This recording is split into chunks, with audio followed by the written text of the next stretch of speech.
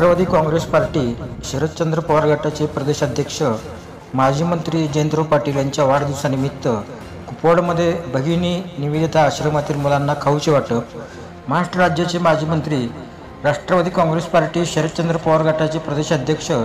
जयंत पाटील साहेब यांच्या वाढदिवसानिमित्त कुपवाड शहरातील भगिनी निवेदिता आश्रम या ठिकाणी सर्व विद्यार्थ्यांना खाऊचे वाटप करण्यात आले। यावेळी राष्ट्रवादी काँग्रेस पार्टी शरदचंद्र पवार गटाचे शहर जिल्हाध्यक्ष संजय बजाज, माजी नगरसेवक शेटजी मोहिते, माजी नगरसेवक हरदास पाटील, माजी नगरसेवक अभिजित भोसले,